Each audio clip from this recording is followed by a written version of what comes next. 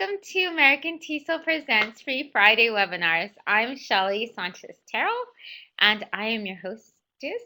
We have been doing this thanks to American TESOL for the last 3 years, and there's over 200 presentations. We have 30-minute video recordings on YouTube, so you can check out those. You can download all the slides. They're free. They come out as PDFs. You can also access all the bookmarks. You don't even have to have the bookmarks. And you also get a certificate of attendance. We also have an ELT tech course we're doing. So if you signed up for that, we actually begin the second week of January. You'll see live presentations, but you'll also have assignments. And if you're part of the American TESOL program, you get a certificate from American TESOL. It's a certification. So it's very, very cool. And we're going to go ahead and today actually talk about note taking. Students around the world obviously they use note taking to study, but a lot of times even though they take notes, they don't really process the information well, or they don't use it later. And I think it's really, really important that students are able to do that.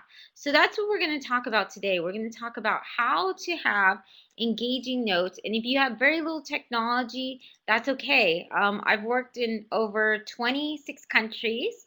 Now I'll be actually presenting from Venezuela starting after January 15th. So you'll see me, I'll be working with teachers there for a while, training them. I think note taking is really important for learners, and it's important that they learn the process of taking notes. And what I'm going to show you today is actually going to excite your students. And that's what I love about digital tools and technology. So if you can integrate them, then they make research engaging and interactive. Your students will want to do research, and they'll want to do it correctly. And they'll also be able to make it their own. So they'll be able to use the notes that they take in your class, and they'll be able to use them in the future to help them with other subjects as well. So I really think that this topic is particularly important for all learners. So I'll show you some examples of how to get real young children note taking, and then what are different formats that you would use, of course, for high school, and then also junior level, and high school and college as well. I actually write about this in my 30 Goals Challenge book, and this is actually an excerpt from it. One of the goals, so the 30 goals that I wrote and was recently published, talks about how you can visually process an idea. And that's what we're doing when we're talking, when we're having students take notes. We're getting them to take a concept. And in this particular one, you can see my example of a visual note taking, or what's called sketch note taking, or sketch notes. So you put the concept usually in the middle of the paper, and you can do this definitely with pen and paper. You don't need any technology for that, but I'm going to show you some cool tools that you can use and why it's important, if you can, to get your students to take notes digitally. So the idea is you take the concept, you put in the middle or somewhere, and then you add little branches.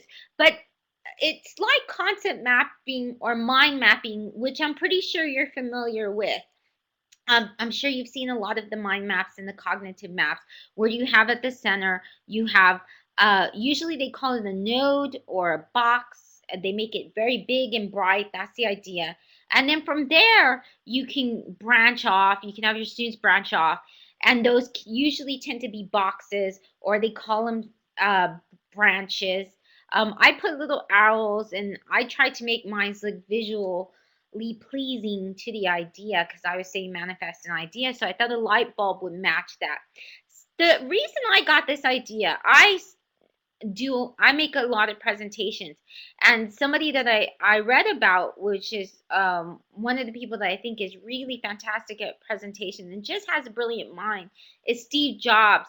And when I was reading a book of how he designed his presentations, it said that he would get little napkins, and in the airplane he would actually create his presentations. He would do visual maps or sketch noting. So I started doing that, and it's really helped me a lot. It really helps me process my thoughts. But one of the great things about it is when you're writing notes, for example, if you have a bunch of words like this, that's really difficult for language learners to process. It's really hard for the mind, or even different students to process. We actually don't think that way. Our brain is actually divided in notes. So for cognitive development, if you really want to learn something, then visual maps are fantastic because it separates and it takes the mind on different paths. The other great thing about it is actually gets your students to think more. It's better for them because when they walk through the process of it, those branches can keep going and they can find a branch. And let's say, for example, we're going to talk about notes, right? So we're going to go ahead and see an example of this. I'm going to show you how I do it on my iPad mini. If you have a cell phone, you can do it. You just have to find a drawing app. Now, I wanted to start first with something that is to show you different ways to take notes in general. I never think it's really a good idea to have students do outlines or to have them take notes. I started off teaching that way, and then I found better ways. One of the best ways that you can have students take notes is through something called a foldable. So what it takes is the students actually take paper, and then they fold the paper, and then they create a different, it's basically like a TPR mixed with graphic organizers. So you're chunking the information, you're categorizing it, and the brain is able to process it more because you're also doing it hands-on. I like this idea for young learners, especially because they really like to craft and they like to create. But the other great part about it is that students themselves, they sometimes with behavior, they need a calming activity. So if you can get them to sit down and they can create one of these foldables, they learn, and they also, it helps you with your classroom management because a lot of times when I've had students that are ADHD, hyperactive, or doing something with their hands really helps them and calms them down. Graphic organizers are really great as well. And I know you know about graphic organizers, but I want to show you different ways that you can have students do graphic organizers. Now, all the examples I'm showing you, you can easily put into a digital device. And the reason why I tell you that is because um, my my um, my book, Learning to Go, the other book that I produced, that's one thing that I put in there for teachers.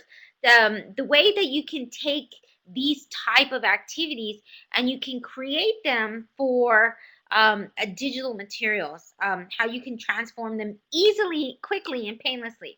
So all you really got to do is when you find a really great graphic organizer like this one's great for kids, then what you can do is you can just make it into a picture.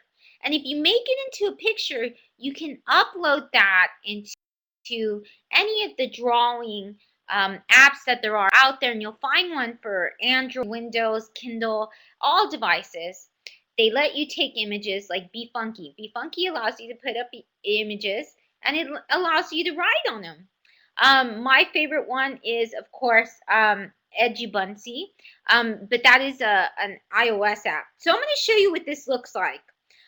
But I want you to know that you can take any of the graphic organizers, any worksheet, you make an image of it, and students can fill it out. So that's very cool. If you are going to do it hands-on, you're not going to do it digitally. You know, and you can do that. You can always integrate where your students will draw a mind map or they'll fill out a mind map, and then you can take a snapshot of what they filled out, and then they can put it online. And there's a good reason why we do that. But these are ones for kids. So you can see that there's different types of graphic organizers for kids. I especially like this one because it's a 3D one. I always like to mix it up with my students and get them really interested, because if they're interested and they see that research can be fun, it can be cool, then they'll be lifelong learners. I also want them to be very smart. One of the things that really helped me excel is that's one of the things that I am extremely good at. A lot of people ask me, Shelly, how have you done over 200 presentations? Well, it's because I'm very good at research. I bookmark every day. I literally do research every single day because I love to learn. And when I was writing papers, I'd always ace them. I'd always do anything well that had to do with research, because that's something that I was able to learn how to do and get very, very good at throughout the years. The problem with paper, and yes, this is fun. It's great to have color coordinated post-it notes and stuff, but it's not very practical. Back when I was researching for my master's or even for my bachelor's degree, I would use this process, but the problem is that I would want to go back to my notes. I would want to go to ones within the year. A lot of times you have comprehensive all year exams, or if you're teaching and then your students have a TEFL exam, they have SAT, ACT, then they want to access the notes. The problem is with paper, it falls out, the sticky notes get unstickable. The handwriting, if they do it in pencil, you can't read some of the handwriting, and it's really, really difficult to find. It takes hours to go back and say, where did I put that sticky note? Or it's really difficult. So for these reasons, it's very practical to have your students make digital, even if the digital, and that's the way I started with my students. And I'll show you the mind maps we used to make, the concept maps. And they would just take pictures. They would take their cell phones and they would just take pictures, and they would leave with those. And if that's the best you can do, is just take a digital camera and make pictures of the mind map that you do on the whiteboard, then do that, because then they have a digital copy and they can still store it and they can still categorize it. They can tag it and they'll be able to find those notes in seconds. So I think that's really fantastic. One of the good tools to do graphic organizers is Lucidchart. So Lucidchart allows, you can do a collaborative mind map with all of your students. It's also an app, a free app it saves it as an image, as a PDF. I always recommend that you save images as an image versus a PDF. And there's a good reason for that, and I'll show you in a little bit.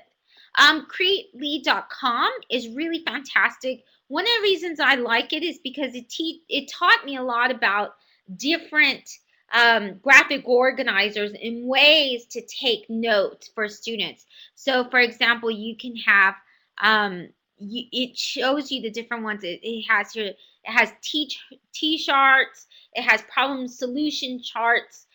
It has diagrams, organization. It has a fishtail. It has problem solving. So it has a lot of different, literally tons and tons of graphic organizers. So you can learn a lot about the process. So this is how I started. This is actually for my students. So this is the main node. This is the main concept.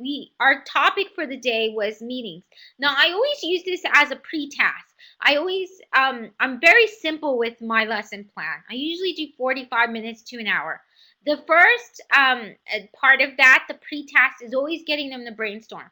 So they're always doing some kind of graphic organizer, concept mapping, mind mapping, visual sketching. They always do that because you can do that for every topic. Sometimes they do storyboarding. Sometimes we do it in different ways, but we always have brainstorming. Sometimes this lasts for 5 minutes. Sometimes it lasts for 2 minutes. It depends on your time. I think one of the most important things is when you have students take notes and you give them a little bit of free time to go explore on their own. And that's what I do with mine. Mine is very organic. In other words, Yes, they can read the book and everything like that. That's going to give them ideas.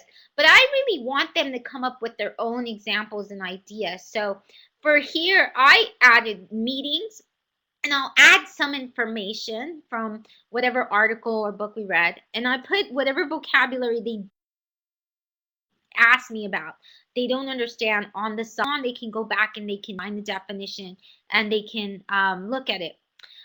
These are called branches. So here we decided to talk about ineffective or bad meetings.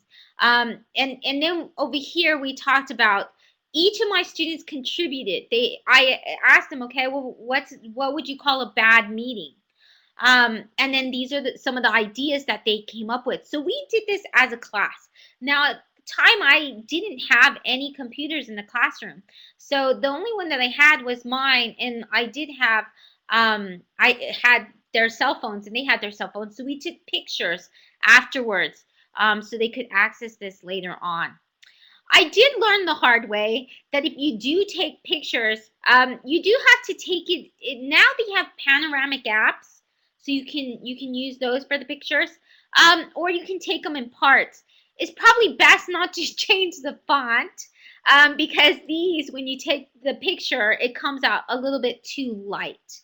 So those are things you might want to stick with the typical black or blue or something that comes out. When you take the picture, I'm going to show you a place where you can actually go and do some really cool stuff. And by the way, these are free tools and apps that I use and I've been using, and they really work wonders. If you do have access to the internet, and even if you have one widescreen board you display in the back and all the students contribute one of these branches, that's fine. That's what I do. Poplet.com, it's free, it's a wonderful tool. You can make collaborative maps. So if all your students have computers or they're sharing computers, they can go and they can add to the map all at the same time. It's very cool. It's good for kids, it's good for adults, it's good for high school. You can use different templates, different graphic organizers. You can take the graphic organizers you already learned about, some of the examples I showed you, and you can have them created on Poplet. Poplet is very simple to use. Here, instead of having the concept, I actually revolved it around a question. What should a learner be able to do with technology? And you can see the different colors are my different students contributing. So they could contribute images. Some of them contributed a video. So then I let them go search on the topic, and then they have to come back and they have to contribute their own research, their own information, their own link, and it can be something that Poplet lets you draw. It also makes it very easy to do this because you can actually access Flickr, YouTube, or the computer and do a search. You can even do a search on the web app. If they're looking for something to support, then they can find it within the app. In other words, you don't have to go to another app. It actually has it all within Poplet. So it's a really great tool. You can save it as an image, and then later on they can keep adding to it as well. Mind42.com allows you to put in links, notes, and when in the bookmarks, you're going to actually find tons and tons. There's literally tons of ways to do this, and you can embed it in the blog or your website. The great thing I like about it is very interactive. So you saw how visual it was. It makes it to where the student can quickly grasp a concept. So in other words, if you're doing animals, and then you can put animals that live in, for example, the north or live in Africa, warm climate, or you can divide it into amphibians, you can divide it into reptiles, and you can do all kinds of different ways to divide the notes with that. Now, if you don't have a lot of access to technology, you can do something called sketchnoting and visual mapping. This actually was something that one of my students did for one of my classes, and I didn't even teach them about visual mapping. But it was really fun. These are the 4 notes that she took, and I think it's just a wonderful example. You can find those on the bookmarks. I have bookmarked them, so you can find her wonderful, brilliant example. In fact, I'm going to go ahead and give it to you right now. But this is the I Love TEFL. And let me go ahead and get that particular link for you. Because I think it shows a really great way that language learners can use this as well. So there you go. Let me put that in the chat box. And then you'll be able to see what a real one looks like. Now, she sketched and drew this out. There are apps that allow you to do that, but of course, you can always get your students to use different colored inks and paper as well. These are some other mind map examples. You're going to find a ton in the bookmarks. So when you go to the bookmarks at the end of this slideshow, you'll be able to find all of these tools. So you don't have to worry about it too much there. And in fact, I already did a blog post that relates to this. So let me go ahead and give you the blog post too, because it'll give you pretty much all the information that you need here. But visual mapping, you can see where the concepts, it gets them to really explore and be creative. In other words, they're choosing, they have to choose the font, they have to choose a visual that'll match it. They get to choose the branches. And this is very much the way that their brain is thinking. So they're actually taking a visual sketch of what the brain is doing. And that's how our brain processes information. So while they're doing this, yeah, they might be taking a little bit of time, but they're actually using the notes. They will use them later because they took pride in making them. And it's better for the brain because the brain is allowed to explore different paths instead of just a one-way information I wrote down. So it's good if you get your students to do this. You can find out a lot if you go to slideshare.net languages. Languages is a great teacher. She's great to follow on Twitter. You can find her on Twitter at languages too. She's one of the best bloggers I know for language learning. And in general, she uses really great ideas. And then another person that you can follow who has a lot of visual mind maps and always tweets about them is Ruba Zuniga. And her name is really Rebecca Zuniga, but she does such an amazing job with taking books that she has read from for teachers, and she creates different mind maps, even lectures, even TED Talks. So you'll find different examples because when you take notes, you can have your students take notes of a video they're watching. If you're assigning homework and you want to make sure that they do it, you want to make sure they saw a TED Talk or something, and you want to make sure that they're not just taking a quiz and cheating or anything. It's really hard to cheat with a visual mind map because you have to create it. It's yours, and if it looks like somebody else, it will be very, very obvious. So it's something that they can't really cheat on. It's really good also if they're thinking and they're researching before they're going to write a paper. This would work for that too. So if they're watching a movie and you're getting them to watch a movie, that's another way. If they're reading a book, so you can see how Ruben Zuniga, she does different kinds of examples that I think are just so beautiful. She really gives you students an idea, and that's the way you can start this. You can show students an idea of what it looks like, and they can get some inspiration. Because when you think about it, a lot of us doodle when we take notes anyway, and doodling is actually very good for you. It gives your brain a break that it needs for processing so much information. It's a way to get your brain to say, okay, we can take a little breather, doodle, relax, go away for a little bit, daydream, and then come back and get the information. Because we do need breaks about every 5 to 10 or 15 minutes, depending on the age of your learner.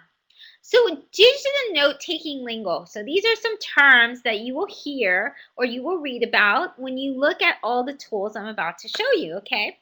Curate. Curate probably reminds you of a museum, and it should, because what does a curator do? A curator gets all of these beautiful paintings, they put them in a gallery, and they make it look visually pleasing. That's what you do when you get on Pinterest. When you get on Pinterest, you take your information, your bookmarks, and you can put them on boards and you can make it really pretty. So in a way, you do make your research very beautiful. Aggregate. Aggregate, that's a little bit more difficult to explain, but what it means is that you take what's called an RSS feeder.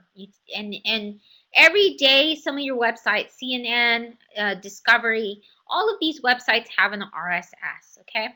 And when you have that, that means that if you subscribe, if you click on that and you have an R, then you can have that automatically update itself with the latest research. You don't have to keep visiting. You just get it all in one place. So that's what aggregate means. Annotate means when you can actually go and you can go to a website and you can draw. You can draw, you can take notes, you can, and I'll show you some ways to do that. Highlight, you can highlight the text. You can bookmark it, so you can use it anytime. You can search your notes. You can tag them to make sure, tagging means that at the bottom you put, for example, if you're studying animals, then you might put animals, herbivores, and then you could put the region. And then you can categorize into files and folders. There's so much you can do. So one of my favorite apps that I use to particularly do this, so I can show you an example, is actually Penultimate. And this is how I take my notes. So I'm actually writing with what's called a stylus. Your students can write with their fingers. And I'm going to show you what that looks like. Let me go ahead and get the Penultimate app so you can see what this looks like. Here we go. So this is my Penultimate. And this is by Evernote. Evernote is one of the best note-taking apps there is. It's free. Okay, so what I do on this is I can actually choose different paper. This is blank paper. And if I want to choose line paper, then all I have to do is click a little icon and I can have line paper. So you can see now I made it into lines. And then what I do is I can either write with my finger, so I'm going to write, and I'm going to put note taking. So you can see here, it's not very pretty because I use my finger. That's why I recommend the stylus. So I can erase that. I'm going to go ahead and erase that now. And the reason I'm erasing that is because I want to show you what it looks like. And I can even choose a different color. So now I'm going to make it a little bit more colorful. And if you have apps like this, it's great because it saves you time. A lot of times when students type and things like that, it takes forever. But when you have something like this and you can write, I find that it's much easier and faster to do. So this is a lot of these notes that you see here were when I first started and I didn't have a stylus pen. These are very inexpensive to get. You can get them on Amazon. I think they're like 10 or 15 cents. But if you get a class set, it's great because your students will be able to write with it, especially if they're taking notes in a little device like this, which sometimes they will. So I'm going to go ahead and make this purple because I like purple. I can even change what kind of pen I use. So here I go. Oh, wait. Okay. So here we go. So now I'm going to draw with this.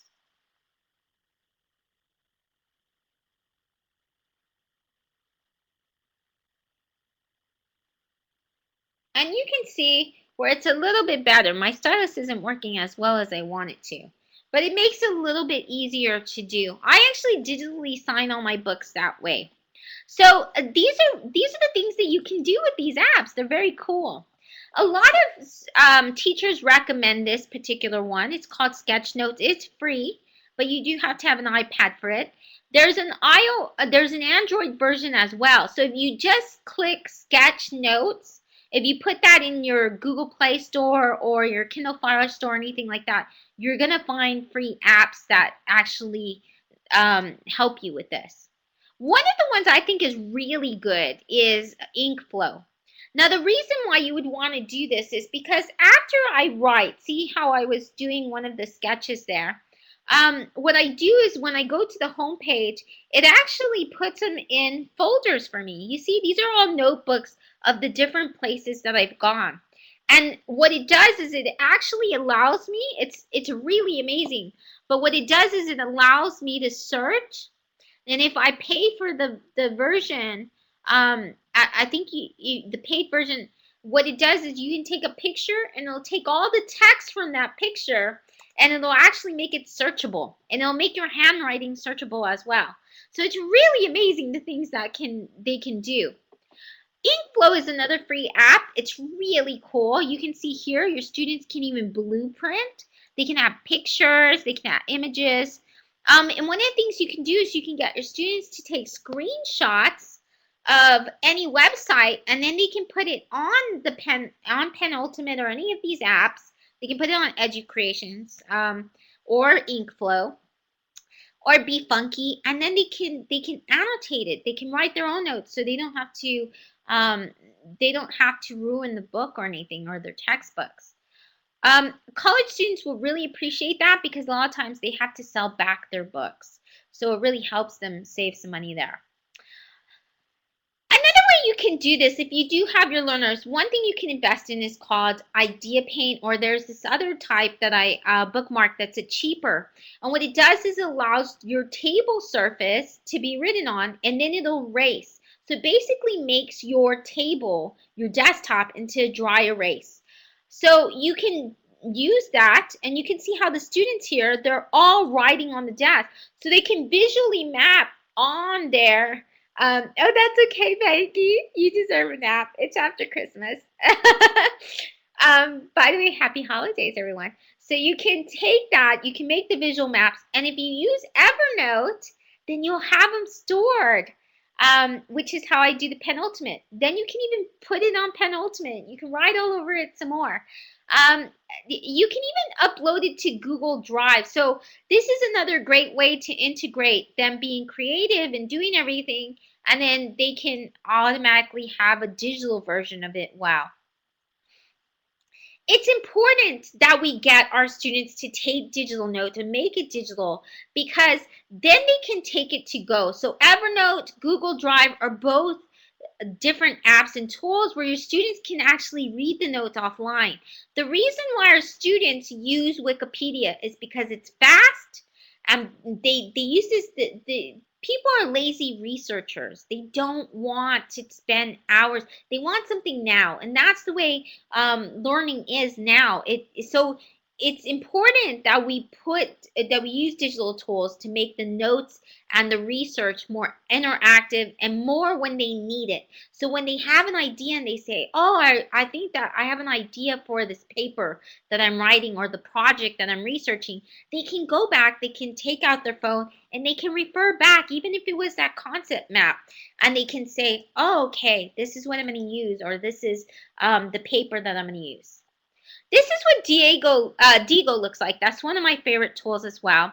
Diigo allows you to highlight. So Diigo is the one that allows you to highlight. When you use Diigo, you can install it as a bookmark or an extension, and I'll show you what that is. I thought he had it earlier, but I must have somehow done something. So up here are what's called bookmarks, okay? These are all bookmarks. And then over here on the side of your toolbar, of course, this is a Chrome, you're going to find your extension. So at the bottom, I have bookmarks, and it even says other bookmarks. But up here, I have what are called extensions. That's from your browser. Firefox has them. Safari has them.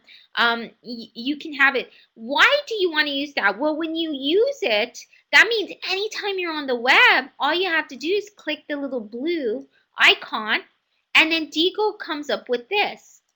It allows you to bookmark, to highlight. It even allows you to take your lecture notes and to categorize them.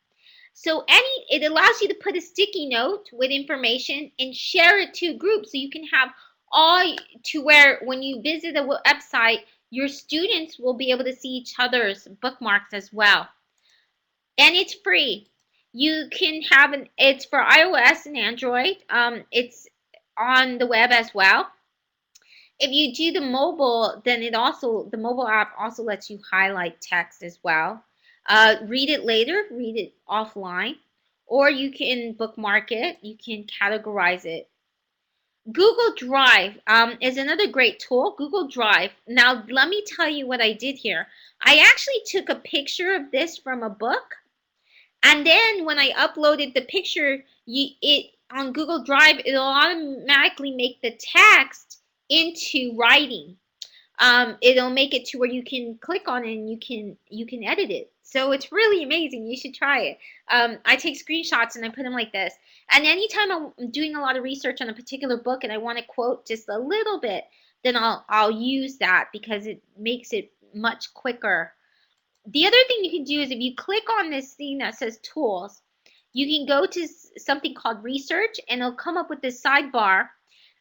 It'll allow your students to search and do research within while they're writing their paper, so they don't have to go anywhere. And the great thing is it even gives them a citation format, so they can choose MLA, APA, and I think this is just brilliant. Reason why is because my students, before I started with essays for high school students, teach them the format for APA and MLA, they would always get it wrong and I'd always have to take points off. But this way they make sure and there's no excuse that they don't have it because it's so easy and they're Google, if you use Google Apps for Education, and that's free. This is what Evernote looks like as well. It allows you to have the camera, like I said, save photo, you can add audio, you can even add PDFs and attachments. If you use poststatch.io, then if you put something in a folder, you just have to say what notebook you want for Evernote. And what it'll do is it'll put anything that you put in there. So if you're doing a project and you want them to publish it as a blog, this is the fastest, easiest way because they don't even have to post it. It does everything for them. It takes anything in their folder and their deal folder here that's in that particular notebook that you name it. So it's not going to put any other notes, but it is going to put in whatever you put in that folder, and then it's going to publish it and it'll look like this. So it's really easy to use, it's really pretty, and it's very simple and a fast way for your students to blog and do research all at once and have an app. So I like when that happens because the more tools that you use at the same time, you run into the problem, what if one of them doesn't work? So I try to find tools that are free, that are pretty easy to use, user-friendly, as user-friendly can be, are accessible on any kind of device, and then also where they do a lot of things so you don't have to use a bunch of tools to accomplish one project. Now, some of us like to do that, and that's fine. Sketch is another Evernote app. So Sketch and Penultimate are part of Evernote. They make your Evernote much better. Penultimate, Sketch, you can see, you can add text, boxes. You basically can annotate a map, a website. They recently added the map as well to Google. So what are some good tips? Well, one of the good tips is you should definitely get a bookmark or extension. I don't use tools that don't have extensions, and if they're not really good extensions, then I stop using them as well. One of the tools I started using a lot was Symbaloo, and that's a great way to bookmark tools. But the extension is it takes me so long to use it, and it just takes too much time. So I now use Pearltree because I really like their extension. I think it works very well. And I use Digo because Digo is very easy. It makes it very, very fast to where you can just go, and when you're browsing, you say, I like that. I'll take it for later. You can even take screenshots. You can share the page. You can search in Digo. You look at your library. You can look at others. You can even take my bookmarks and add them to your own collection. You can, like I said, the easiest thing to do is get a stylus. It's going to be very difficult for students to write and fill out information if they don't have a stylus. And here are a few more note-taking apps and tools. There's literally tons and tons, but I'm going to go ahead and wrap up. Video notes when you're watching a video. So if you do have them watch a TED Talk, then they can take notes while doing this. And all the notes get categorized and stored in your Google Drive. It connects with your Google Drive. Another reason to get Google Drive. Quick List was actually made by college students for college students. It's free. It works on all devices apparently. And then it also it lets you put in formulas. It also has when they're writing notes, it actually has a dictionary embedded within it, so they can, if they don't have to ask you what a word means, they can actually will find different dictionaries that will explain it to them. So that's very nice. You can find all of these, of course, if you go to the Pearl Tree. So there's tons and tons. You're even going to find a folder on brainstorming. You're going to find one on sticky note tools, and of course, you're going to find the SlideShare as well. So I'm going to go ahead and give you these bookmarks, but I'll also give you the blog post that I just finished on this. So that way you would have the information. So here's the bookmarks. And of course, you can contact me in any of those places. I hope you had a wonderful, wonderful holiday. And if you need a certificate, I'll go ahead and post that information as well. But I'm going to go ahead and stop the recording. And thank you so much for attending. We will see you in the new year. Have a happy